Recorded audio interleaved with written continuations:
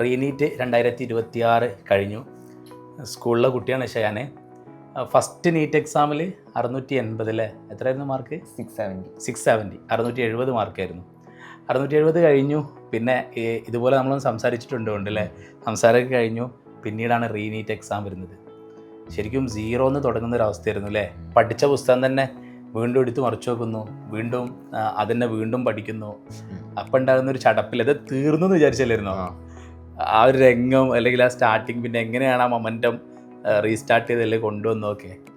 First ഒരു 1-2 ദിവസമൊക്കെ നല്ല ബുദ്ധിമുട്ടുണ്ടായിരുന്നു. ഇങ്ങനെ ഇരിക്കാനും കുറേ ടൈം ഇരിക്കാനുള്ള ആ ഒരു ഇതൊക്കെ പോയിരുന്നു.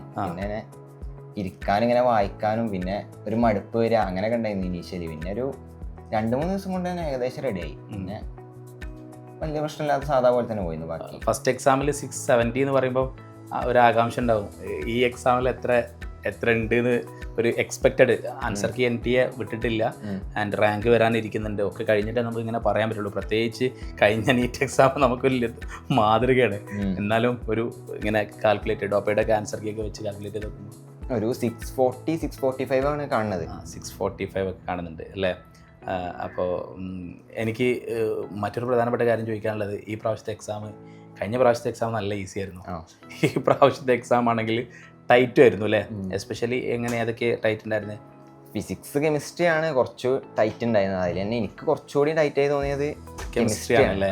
പറഞ്ഞു നേരത്തെ വിളിച്ചപ്പോൾ ഞാൻ വിളിച്ചിട്ടുണ്ടായിരുന്നു, അപ്പോൾ പറഞ്ഞു. അപ്പോൾ ഞാൻ ചോദിക്കുന്നത്, ആ സമയത്ത് ശരിക്കും നമ്മളങ്ങനെ കൈവിട്ട് പോയൊരവസ്ഥ ഉണ്ടാവില്ല? കാരണം നല്ലോണം പഠിച്ച് നല്ല സുഖമായിരുന്നു എക്സാം. അത് കഴിഞ്ഞ് കുറേ പ്രാർത്ഥിച്ചു എന്നുള്ളതിനപ്പുറം കുറേ പണിയെടുത്ത് പോയി നോക്കുമ്പോൾ എക്സാം ഭയങ്കര ടൈറ്റ്. ആ സമയം അതിനെങ്ങനെ ഓവർകം ചെയ്തു? എങ്ങനെയാണ് അതിൻ്റെ ഒരു കഥ പറയുമ്പോൾ? അത് ഫസ്റ്റ് ഞാൻ ബയോളജി വെച്ച് തുടങ്ങുന്ന ആളാണ്. ഞാൻ ബയോളജി എടുത്തപ്പോൾ ബയോളജി അല്ല ഈസി.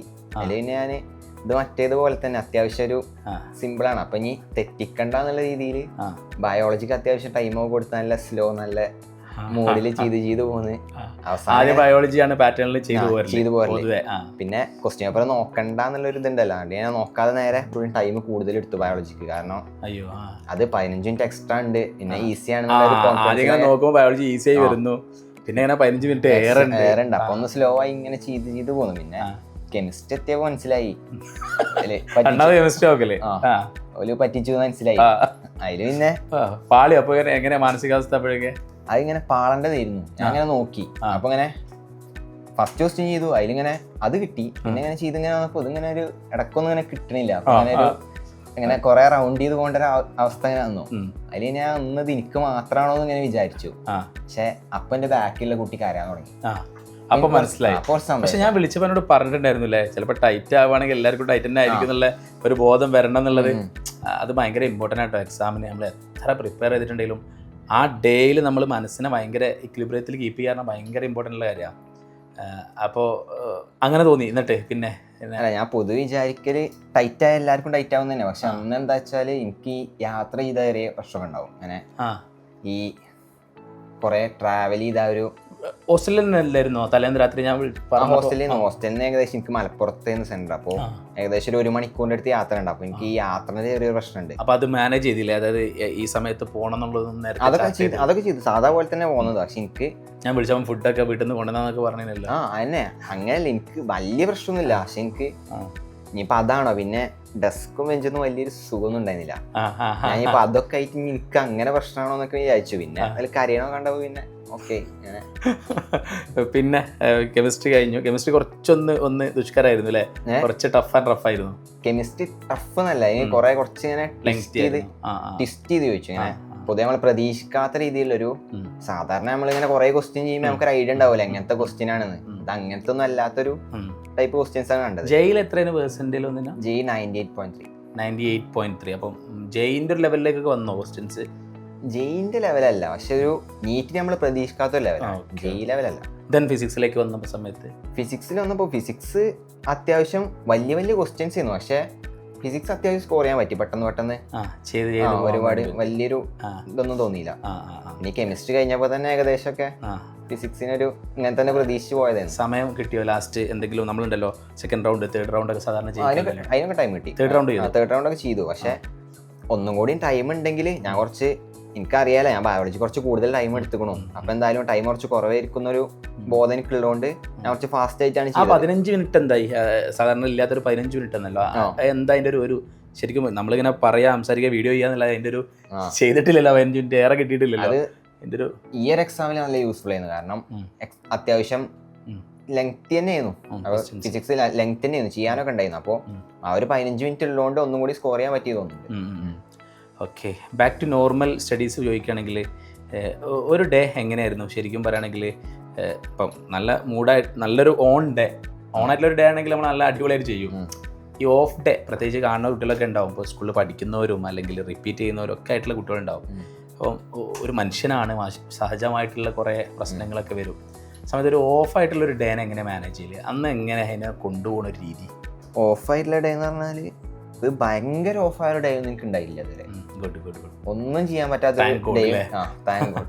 അതിന് ഇങ്ങനെ ഭയങ്കര ഓഫായി ഒന്നും ചെയ്യാൻ തരുന്നിട്ടില്ല. എന്നാലും ഒരു താരതമ്യേന ഓഫായിട്ടുള്ള ഒരു ദിവസം, ഓഫായ ദിവസം എന്ന് പറഞ്ഞാല് എനിക്ക് ഉറക്കം ശരിയായില്ലെങ്കിൽ എനിക്ക് ഓഫ് ആവില്ലുള്ളൂ. അങ്ങനെ ഉറക്കം ശരിയായില്ലെങ്കിൽ നല്ല പ്രശ്നമാണ്. അപ്പൊ ഞാൻ പിന്നെ വെറുതെ ഇങ്ങനെ അന്തം വിട്ടിരിക്കൂല, ഞാൻ ജസ്റ്റ് പെർമിഷൻ എടുത്ത് പോയി ഉറങ്ങും. അപ്പൊ ടീച്ചേഴ്സൊക്കെ ഭയങ്കര അങ്ങനെയല്ല. പിന്നെ ഞാൻ അങ്ങനെ എപ്പോഴും ഇങ്ങനെ ചോദിക്കലൊന്നുമില്ല. അങ്ങനെ അത്രയും ആവശ്യം ഉണ്ടെങ്കിലേ ചോദിക്കലുള്ളൂ. അങ്ങനെ തന്നെ. അപ്പൊ ഞാൻ അങ്ങനെ ചോദിക്കുമ്പോ പിന്നെ എനിക്ക് പെർമിഷൻ കിട്ടലൊക്കെ ഉണ്ടായിരുന്നു. പിന്നെ ടീച്ചേഴ്സിനൊക്കെ ഓൾക്ക് മനസ്സിലാവും, നമുക്ക് ആവശ്യത്തിനാണെങ്കിൽ ഓൾക്ക് മനസ്സിലാവും. അപ്പൊ പിന്നെ പെർമിഷൻ തന്നിരുന്നു. ജസ്റ്റ് ഒരു നാപ്പ് അടിച്ച് വരും, തിരിച്ചു വരും, എന്നിട്ട് വർക്ക് ചെയ്യും, അടിപൊളിയായിട്ട് ചെയ്യും. അപ്പം എത്ര സമയം ഇപ്പം പറയുകയാണെങ്കിൽ ഒരു ദിവസം ഒരു ആവറേജ് ഡേ, വലിയ ഓഫല്ല ഓണല്ല എന്നാൽ ഓക്കെയാണ്, ആ ഒരു ദിവസം എത്ര സമയം വർക്കൗട്ട് ചെയ്യും അല്ലെങ്കിൽ എത്ര പ്രോബ്ലംസ് ചെയ്യും? ഞാൻ ഡെയിലി ഹണ്ട് എന്നൊക്കെ പറഞ്ഞിട്ട് ഇത്ര നമ്പർ എന്നൊക്കെ പറഞ്ഞിട്ട് സത്യസന്ധമായിട്ട് പറഞ്ഞു. ഇനിയിപ്പം ഒന്ന് ഒരു പ്രശ്നമില്ല. അപ്പോൾ സത്യസന്ധമായിട്ട് തന്നെ പറഞ്ഞു എത്ര ക്വസ്റ്റ്യൻ ചെയ്യാറുണ്ട്, ഒരു ദിവസം എത്ര ടൈം ചെയ്യാറുണ്ട് എന്നൊക്കെ പറഞ്ഞു. അതിങ്ങനെ ഓരോ ഫേസിലും ഇങ്ങനെ മാറ്റണ്ടായിരുന്നു. ഇനീഷ്യലി ഫസ്റ്റ് വന്ന ടൈമിലൊക്കെ മെയിൻലി കുറേ ക്വസ്റ്റ്യൻ ചെയ്യും. കുറേ ക്വസ്റ്റ്യൻ പറഞ്ഞാൽ പറ്റുന്ന പോലെയൊക്കെ ചെയ്യും. പിന്നെ കുറച്ച് ബയോളജി ആയിരിക്കും. പിന്നെ അങ്ങനെ കുറച്ച് കഴിഞ്ഞാൽ ജെയിൻ്റെ ഒരു ടൈം ആയപ്പോൾ ക്വസ്റ്റ്യൻസ് ഒക്കെ നല്ല പീക്കിലെത്തി ഒരുപാട്.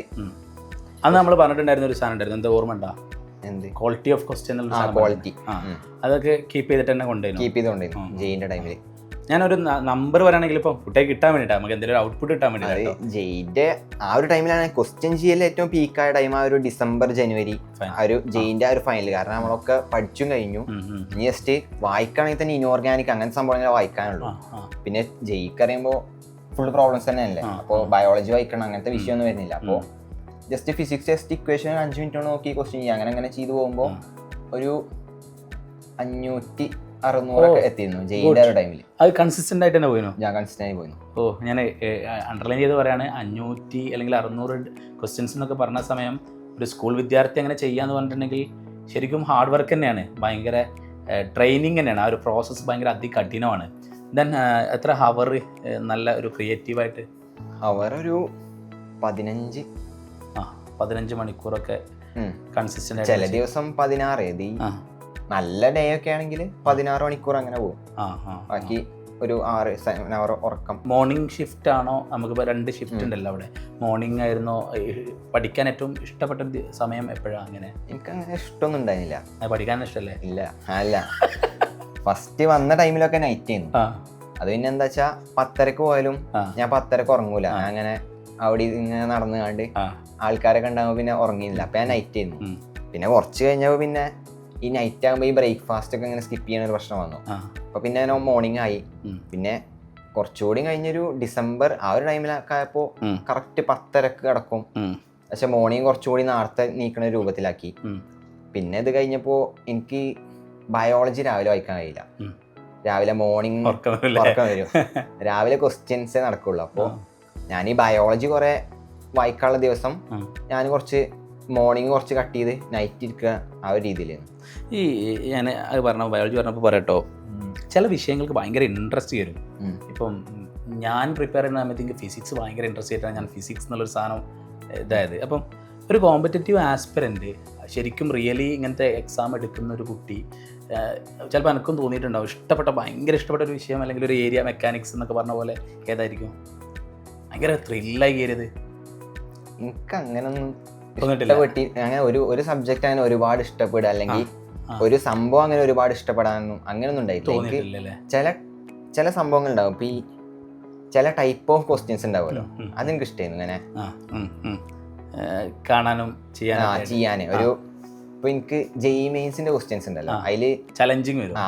ചലഞ്ചിങ് അത് മാത്രമല്ല, അതിൽ ചില ചാപ്റ്റേഴ്സിന്റെ ക്വസ്റ്റ്യൻസ് പ്രത്യേകിച്ച് ഇപ്പോ അതെനിക്ക് ആ ചാപ്റ്റർ ഭയങ്കര ഇഷ്ടമായുണ്ടല്ല. ജെഇ മെയിൻസിന്റെ ആ ചാപ്റ്ററിന്റെ ക്വസ്റ്റ്യൻസ് അതെനിക്ക് ഇഷ്ടമാണ്. അങ്ങനത്തെ ചില സംഭവങ്ങളുടെ അല്ലാതെ ഒരു സബ്ജക്റ്റിനോട് ഇങ്ങനെ വലിയ ഇഷ്ടം അങ്ങനെ തോന്നിയിട്ടില്ല. അപ്പൊ പിന്നെ ആ ചോദ്യത്തിന് പ്രസക്തി ഇല്ല. ചില കുട്ടികളുണ്ട്, ഇപ്പൊ നമ്മളൊപ്പം പഠിച്ച ബഹാവുദ്ദീന് ഫിസിക്സ് അമ്മാരി ക്വസ്റ്റ്യൻസ്. ഞാനൊക്കെ ചിലപ്പോൾ രാത്രിക്ക് പോയി കിടക്കാൻ 2:30-3 ആയിട്ട് ഇങ്ങനെ കിടക്കാൻ നിൽക്കുമ്പോണ്ടാവും കുറേ ക്വസ്റ്റ്യൻസ് എനിക്കിങ്ങനെ സെൻഡ് ചെയ്തിട്ടുണ്ടാവും. അവനെ ലെവൽ ഓഫ് ആ തോട്ട് ലെവൽ അവനും 600 ഉണ്ട് കേട്ടോ. ഭയങ്കര സന്തോഷം തോന്നി. അപ്പം ഇതിൽ എനിക്ക് ഏറ്റവും ഇഷ്ടപ്പെട്ട സാധനം, നമ്മൾ അത്രയും കണക്റ്റായി നിൽക്കുന്ന ആൾക്കാരാ.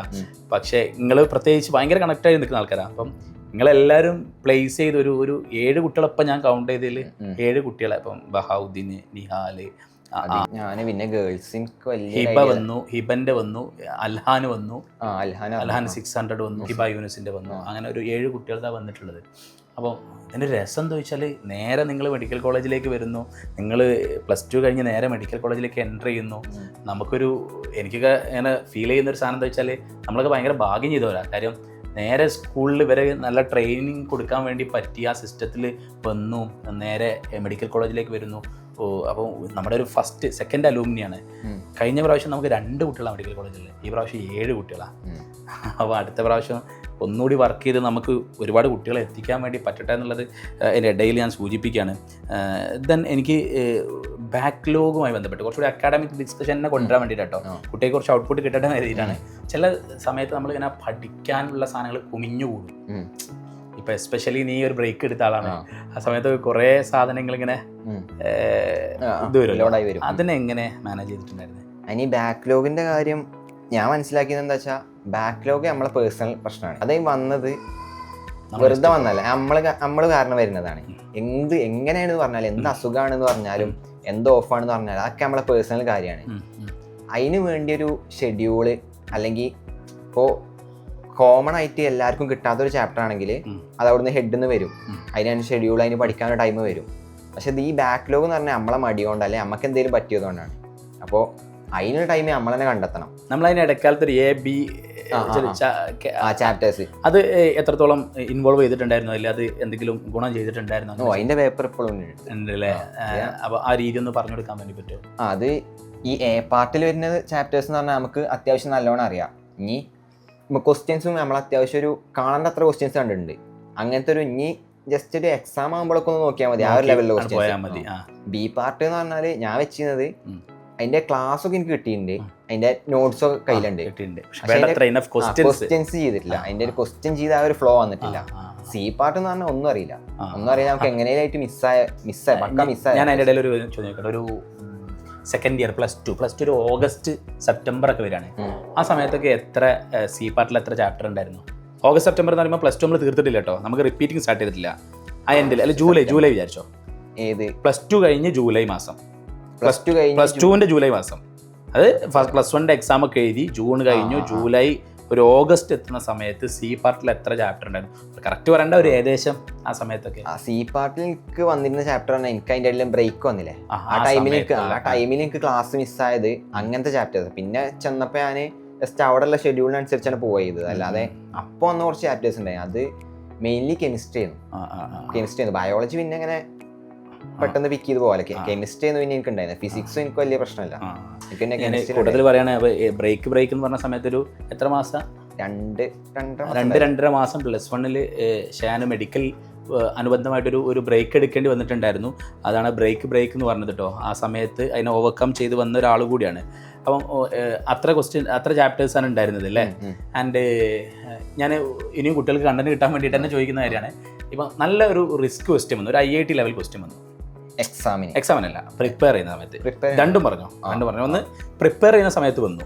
അപ്പോൾ എന്താ ആറ്റിറ്റ്യൂഡ്? എനിക്കിപ്പം അതിനെ ചലഞ്ച് ചെയ്യാൻ വേണ്ടി പോവോ, അതല്ല ലീവ് ചെയ്യോ, അല്ലെങ്കിൽ പിറ്റേ ദിവസം വന്നിട്ട് അതിനെ ക്ലിയർ ചെയ്യോ, അതല്ലെങ്കിൽ എന്താ അതിനെ എങ്ങനെ ചെയ്തിട്ടുണ്ടായിരുന്നു? അത് എനിക്ക് ഇഷ്ടമുള്ള ചാപ്റ്റർ ആണെങ്കിൽ അത് തീരുമാനമാക്കും. അത് എത്ര സമയം എടുത്തിട്ടാണെങ്കിലും എത്ര സമയം എടുക്കുന്നല്ല, അങ്ങനെയല്ല, ഇതിപ്പോ കുറച്ച് ചെയ്താൽ നമുക്ക് മനസ്സിലാവില്ലേ ഇത് നമുക്ക് കിട്ടുമോ, അല്ലെങ്കിൽ അത് പിന്നെ അടുത്ത് ഇല്ലാത്ത എനിക്ക് അറിയാത്തൊരു സംഭവമാണെങ്കിൽ പിന്നെ ഞാൻ അതിമ വെറുതെ മറിഞ്ഞിട്ട് കാര്യമില്ലല്ലോ. അപ്പോൾ ഞാൻ കുറച്ചേരം ചെയ്യും, ഒന്നും കൂടിയും ചെയ്ത് നോക്കും, എന്നിട്ട് സൊല്യൂഷൻ ഉണ്ടെങ്കിൽ സൊല്യൂഷൻ നോക്കും, എന്നിട്ട് മനസ്സിലായില്ലെങ്കിൽ പിന്നെ ഫ്രണ്ട്സിനോട് ചോദിക്കും, അതിൽ തന്നെ ഏകദേശം എല്ലാതും തീരുമാനമാവും. പിന്നെ അതിലും കിട്ടിയില്ലെന്നുണ്ടെങ്കിൽ ജസ്റ്റ് എവിടെയെങ്കിലും നോട്ട് ചെയ്ത് വെച്ചാണ്ട് ടീച്ചേഴ്സിനോട് ചോദിക്കും. അങ്ങനെയാണ് അത്. ആ ഫ്രണ്ട്സിന്റെ ഒപ്പം തന്നെ ഏകദേശം ഒക്കെ ക്ലിയർ ആവലുണ്ടായി. പിന്നെ എക്സാമിനാണെങ്കിൽ എക്സാമിന് ഇതേമാതിരി ഒരു ടൈറ്റ് ക്വസ്റ്റ്യൻ വന്നു. എക്സാമിനാണെങ്കിൽ അസ്സലാമു അലൈക്കും അടുത്ത ക്വസ്റ്റ്യൻ നോക്കും, ലീവ് ചെയ്യും. എന്നിട്ട് അനാലിസിസ് നടത്താറുണ്ടോ? എക്സാം അനാലിസിസ് അതിൻ്റെ തൊട്ട് ചാരി ചോദിക്കാനുള്ള ഒരു ക്വസ്റ്റ്യൻ ആണ്. എക്സാം അനാലിസിസ് എത്രത്തോളം ഇമ്പോർട്ടൻ്റ് ആണ്? എക്സാം കഴിഞ്ഞ് കഴിഞ്ഞിട്ടുണ്ടെങ്കിൽ അതിനെ അനലൈസ് ചെയ്യുക. നമ്മൾ വീണ്ടും പറഞ്ഞ ടോപ്പിക് ആയിരുന്നില്ല ലാസ്റ്റ് കാര്യം. ഞാൻ ചിലപ്പോൾ ചില സാധനങ്ങളോട് റിപ്പീറ്റഡ് ആയിട്ട് പറയും, മീറ്റിംഗ് വിളിച്ചിട്ട് അത് തന്നെ പറയും, എന്നോ അതേ സാധനം ഇങ്ങനെ പറയും. അത് എന്തിനാ വെച്ചാൽ എനിക്കൊരു അജണ്ട ഉണ്ട്, അതാണ് നിങ്ങൾ ചെയ്യേണ്ടത് നിങ്ങൾ ഉറപ്പിക്കാൻ വേണ്ടിയിട്ടാണ്. അതിൽ പറഞ്ഞൊരു സാധനമാണ് അനാലിസിസ്, എക്സാം അനാലിസിസ്. അതെങ്ങനെയാണ് നടത്താറുണ്ടായിരുന്നോ അതിലല്ലെങ്കിൽ എത്രത്തോളം ഇമ്പോർട്ടൻ്റ് ആണ്? എക്സാം അനാലിസിസ് ഈ ലാസ്റ്റ് പാർട്ടൊക്കെ ആകുമ്പോൾ ഏറ്റവും ഇമ്പോർട്ടൻ്റ് എക്സാം അനാലിസിസ് ആണ്. അതിൻ്റെ മുന്നിൽ ഞാൻ എന്താ വെച്ചാൽ ഒരു എക്സാമിനും ഒരു ക്വസ്റ്റ്യനും വിടൂല. അതിന് എന്ത് എത്ര ടഫ് എക്സാം ആണെങ്കിലും, അതിന് JEE മെയിൻസിനാണെങ്കിലും ഒരു ക്വസ്റ്റ്യനും വിട്ടിട്ടില്ല. അപ്പോൾ എനിക്കെന്താന്ന് വെച്ചാല് ആ ക്വസ്റ്റ്യൻ നമ്മളെ തലയിലുണ്ടാവും, നമുക്ക് കിട്ടാത്തൊരു ക്വസ്റ്റ്യന് ഇടങ്ങാറല്ല, അത് നമ്മളെ തലയിലുണ്ടാവും. നമ്മൾ കുറെ ചിന്തിച്ച് നമ്മള് അവസാനം എങ്ങനെങ്കിലൊക്കെ ഒപ്പിച്ചൊരു ഇന്റലിജന്റ് ഗസ് ചെയ്താണ് കൊടുക്കലാണ്. അപ്പൊ അങ്ങനെ അതിന് നമുക്കൊരു ആകാംക്ഷ ഉണ്ടാവും. ഇനി അതിൽ കിട്ടിയില്ല, കിട്ടില്ല എനിക്ക് ഉറപ്പാ. ആ പ്രോബബിലിറ്റി തെറ്റാനുള്ള ഒരു ചാൻസ് ഇപ്പൊ 4 ഓപ്ഷൻ ആണ്, 25 ആണ് വിചാരിച്ചോ, 25 മാത്രമേ കിട്ടുള്ളൂ. അങ്ങനത്തെ ഒരു ക്വസ്റ്റ്യൻ ഭയങ്കര അത് കഴിഞ്ഞിട്ട് ഇറങ്ങിയ എന്താ പരിപാടി? എക്സാം ഇറങ്ങിയ അപ്പൊ തന്നെ അടുത്ത ആളോട് ചോദിക്കും, ആ ക്വസ്റ്റ്യൻ ചോദിക്കും, ആ ക്വസ്റ്റ്യൻ അല്ല കിട്ടി ചോദിക്കും. അപ്പൊ അങ്ങനത്തെ ഒരു ക്വസ്റ്റ്യൻ ആണെങ്കിൽ ഇപ്പോ അധികം ആൾക്കും കിട്ടിയിട്ടുണ്ടാവില്ല. അപ്പൊ പിന്നെ എല്ലാരും ഒന്നും ഇങ്ങനെ ഡിസ്കസ് ചെയ്യും. അപ്പൊ ഇതിൽ ചിലപ്പോൾ ആർക്കെങ്കിലും കിട്ടിയിട്ടുണ്ടാവും. അപ്പൊ ആർക്കും കിട്ടിയില്ലെങ്കിൽ പിന്നെ സൊല്യൂഷൻ വന്നിട്ട് നോക്കും, മനസ്സിലായില്ലെങ്കിൽ വേറെ ആള് ചോദിക്കും. അങ്ങനത്തെ ക്വസ്റ്റ്യൻ ആണ് ഏറ്റവും പിന്നെ നമ്മളെ തലയിൽ ഉണ്ടാവുക. ഞാൻ വീണ്ടും ബാക്ക് ടു ഇതിലേക്ക് തന്നെ വരിക. അപ്പം നമ്മൾ എക്സാം ഹാളിൽ നിന്ന് ഒരു ക്വസ്റ്റ്യൻ കിട്ടിയിട്ടില്ല, ചോദിച്ചത് അനാലിസിനെ കുറിച്ചായിരുന്നു. പേപ്പർ അപ്പാട് അനാലിസിസ് ചെയ്യുന്നതിന്റെ ഒരു പ്രാധാന്യം എന്താണ്? ആ ചോദ്യത്തിന് ഒരു ക്ലിയറുള്ള ഒരു ആൻസർ കിട്ടാത്തതുകൊണ്ട് ചോദിക്കാം കേട്ടോ. വീണ്ടും നമുക്ക് ഓർമ്മ ഉണ്ടാവും ക്വസ്റ്റ്യൻസ് പറഞ്ഞാൽ നമ്മൾ തെറ്റിച്ചാൽ മാത്രമേ ഓർമ്മ ഉണ്ടാവുള്ളൂ. എപ്പോഴേലും ഒരു ക്വസ്റ്റ്യന് നമുക്ക് ഓർമ്മ ഉണ്ടാവണമെങ്കിൽ എപ്പോഴേലും ആയിട്ട് തെറ്റിക്കണം. ആ 2 കൊല്ലത്തിനുള്ളിൽ ഒരുപാട് ക്വസ്റ്റ്യൻ ചെയ്തു, ഒരുപാട് പറഞ്ഞാൽ എത്രയോ ചെയ്തിട്ടുണ്ടാവും. എന്നാലും ഒരു ആവറേജ് നമ്പറൊക്കെ പറയുകയാണെങ്കിൽ ഇപ്പം ഇങ്ങനെ എക്സാംസിന് തന്നെ ഉണ്ടാവും അത്യാവശ്യം ഒരുപാട് എക്സാം മണിക്കൂർ ഇടവിട്ടൊക്കെ എക്സാം എഴുതി അതുണ്ടാവും. അല്ലാതെ നമ്മൾ ചെയ്യുമ്പോഴുള്ള ക്വസ്റ്റ്യൻസ് ഉണ്ടാവും. ഒരുപാട് ഒരു ആവറേജ് ഒരു പീക്ക് ടൈമിലൊന്നും അല്ലാതെ മൊത്തത്തിലൊരു ആവറേജ് 200-300 വരുന്നുണ്ടാവും പെർ ഡേ അല്ലേ? ഒരു അണ്ടർലൈൻ ചെയ്യേണ്ട ഒരു പോയിന്റ് ആണ്. പിന്നെ ശരിക്കും ഇങ്ങനെയൊക്കെ തന്നെ ഇപ്പോൾ ഞാൻ എക്സ്പെക്ട് ചെയ്യുന്നത് ഒരു 100 താഴെ. ഞാൻ നമ്പർ കറക്റ്റ് എനിക്കിതിലും വലിയൊരു എക്സ്പെക്ടേഷൻ ഉണ്ടെങ്കിൽ പോലും ഞാനത് റിവ്യൂ ഇപ്പോൾ പറയുന്നില്ല.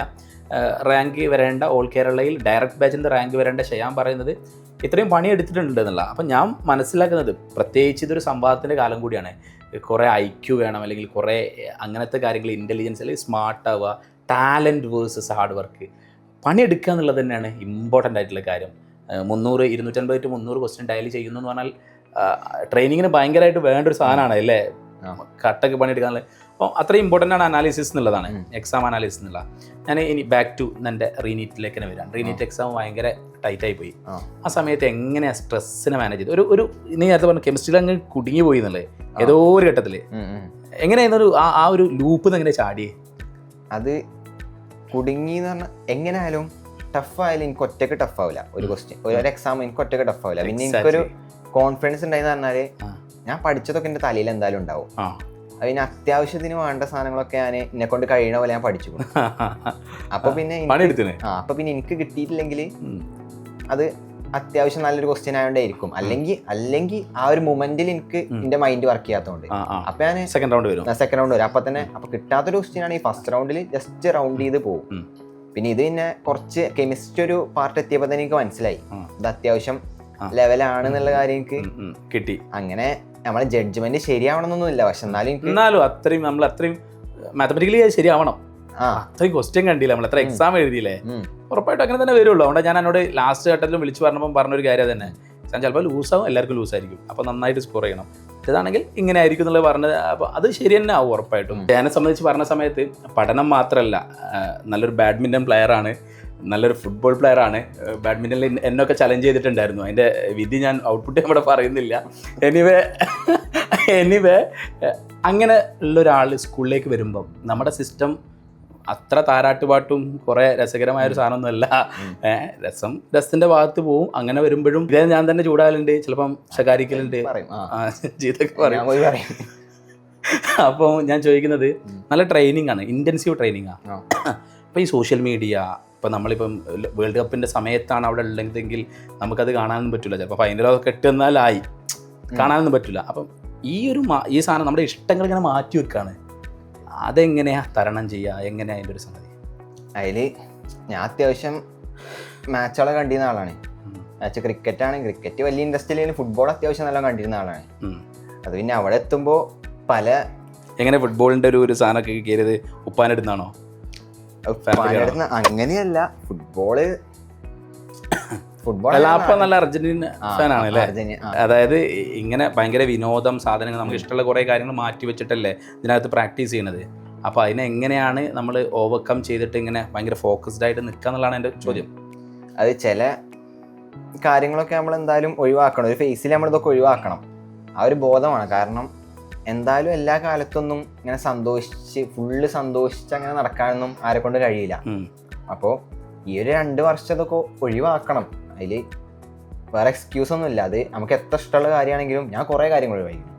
കുറേ അത് ചിലപ്പോൾ വേറെയുള്ളവർക്ക് അത് വലിയൊരു സംഭവം തോന്നില്ല, പക്ഷെ അത് അമ്മക്ക് പേഴ്സണലി മനസ്സിലാവുള്ളൂ. ഞാൻ നല്ല സംസാരിച്ചിരുന്ന ഒരാളാണ്. ഇങ്ങനെ അങ്ങനെയല്ല, അങ്ങനെ സംസാരിച്ചിരുന്ന ക്ലാസ്സിലാണെങ്കിലും പുറത്താണെങ്കിലും എല്ലാവരും ഫ്രണ്ട്സിനോടൊക്കെ ഫുൾ ടൈം ഇങ്ങനെ ഒരുപാട് നേരമൊന്നും ഇങ്ങനെ ഇരിക്കണ കുറെ ഫ്രണ്ട്സിന്റെ ഒപ്പം നടക്കുക, അങ്ങനത്തെ ഒരാളായിരുന്നു. അപ്പൊ എനിക്ക് ഇങ്ങനെ ഈ ഒരു 15 മണിക്കൂറൊക്കെ ഇരുന്ന് പഠിക്കണ ടൈമിൽ നമ്മൾ വേറെ ആളോട് സംസാരിക്കുക അങ്ങനെയൊന്നും പറ്റൂലല്ലോ, അത് ബാധിക്കുമല്ലോ. അപ്പോൾ അതൊക്കെ എനിക്ക് ഇനീഷ്യലി നല്ല ബുദ്ധിമുട്ട് തന്നെയായിരുന്നു. അത് ഓരോരുത്തർക്കും ഓരോന്നുണ്ടാവും. എനിക്കിപ്പോൾ അതേന്ന് ബുദ്ധിമുട്ട്. ഇപ്പോൾ ചിലവർക്ക് ഇങ്ങനെ അടങ്ങിയിരിക്കാൻ പറ്റാത്ത ആൾക്കാരുണ്ടാവും. ഇങ്ങനെ ഒരുപാട് ടൈം 3 മണിക്കൂറൊന്നും ഇങ്ങനെ ഇരിക്കാൻ കഴിയൂല, പിന്നെ ഫോക്കസ് കിട്ടൂല. ഇടക്കിടക്ക് ഇങ്ങനെ എനിക്ക് പിന്നെ ഇടക്കിടക്ക് ഫുഡ് കഴിക്കണം, അങ്ങനത്തെ പ്രശ്നങ്ങളൊക്കെ ഉണ്ടായിരുന്നു. അങ്ങനെ എന്തെങ്കിലുമൊക്കെ അതിന് ഇനീഷ്യലി നല്ല ബുദ്ധിമുട്ടുണ്ടായി. പിന്നെ അഡാപ്റ്റ് ആവണം, യൂസ്ഡ് ആയി. അത് പിന്നെ അതൊന്നൊരു ന്യായീകരണമല്ല ഒരിക്കലും. ഞാൻ ഇങ്ങനെ ആയതുകൊണ്ടാണ്, അത് നമ്മൾ മാറ്റണം. കാരണം ഇത് കിട്ടാൻ ഇങ്ങനെ തന്നെ വേണം. എങ്ങനെ മെഡിക്കൽ എന്നുള്ളതൊരു ഭയങ്കര സ്വപ്നമായി മാറിയത് എവിടുന്ന ഏത് പോയിന്റില്ല? അതൊരു പോയിന്റിൽ അങ്ങനെ ഒരു വലിയൊരു സ്വപ്നമായൊന്നും മാറിയിട്ടില്ല. എനിക്ക് അങ്ങനെയല്ല. എനിക്ക് ഫാമിലിയൊക്കെ എങ്ങനെയായിരുന്നു? നല്ലോണം ഡോക്ടർ ആവണമെന്നോ അല്ലെങ്കിൽ അമ്മ അപ്പൊക്കെ ഭയങ്കര നിർബന്ധിച്ചിനോ? അങ്ങനെയൊന്നും എന്നോട് ആരും പറഞ്ഞിട്ടൊന്നുമില്ല ഇങ്ങനെ ഡോക്ടർ ആവണം അങ്ങനെയൊന്നും. സ്വന്തം ആഗ്രഹത്തിന്റെ പുറകെ? സ്വന്തം ആഗ്രഹമല്ല. പിന്നെ എങ്ങനെ അപ്പൊ ഞാൻ ചോദിക്കുന്നൊരു ചോദ്യം ഉണ്ട്, അത് എങ്ങനെ പിന്നെ ആ ഫോക്കസ് നിലനിർത്താം? ഒരു ആഗ്രഹം, സ്വന്തം ആഗ്രഹം കാണുന്നില്ല, അല്ലെങ്കിൽ ഫാമിലിയിൽ നിന്ന് ഇങ്ങനെ ഒരു ഭയങ്കര അങ്ങനൊന്നുമില്ല, ഫ്രീ ആയിട്ട് നിനക്ക് ഇഷ്ടമുള്ള പോവാന്നുള്ളൊരു സ്വാതന്ത്ര്യം ഉണ്ട് ഇവരല്ലേ. അപ്പം എങ്ങനെ പിന്നെ ആ ഫോക്കസ് നിലനിർത്തി എന്നുള്ളതാണ്? ഞാൻ ഫോക്കസ് നിലനിർത്തി അതിന്റെ മെയിൻ കാരണം എന്ന് പറഞ്ഞാല് 10th വരെ ഞാൻ അത്യാവശ്യം നല്ല കളിക്കേണ്ട കളിയോ ഞാൻ കളിച്ചിരിക്കുന്നു. ഇങ്ങനെ അത്യാവശ്യം എൻജോയ് ചെയ്ത് തന്നെ നടന്നിരുന്നു. അങ്ങനെ ഒരുപാട് ടൈം പഠിക്കുക, അത് എക്സാം ആകുമ്പോൾ എന്തെങ്കിലുമൊക്കെ പഠിക്കുക, ആ ഒരു ലെവലിൽ. എത്ര പെർസെന്റേജ് ഉണ്ടായിരുന്നു 10th ക്ലാസ്സിൽ? Full A+. സ്റ്റേറ്റ് ആ ഒരു ലെവലിൽ അങ്ങനെ പോയിരുന്ന ഒരാളാണ്. എക്സാം ആകുമ്പോൾ എന്തെങ്കിലും പഠിക്കുക. പക്ഷെ ഇവിടെ എത്തിയപ്പോഴാണ് മനസ്സിലായത് അല്ലാതെ പഠിക്കുന്ന ആൾക്കാരുണ്ട്.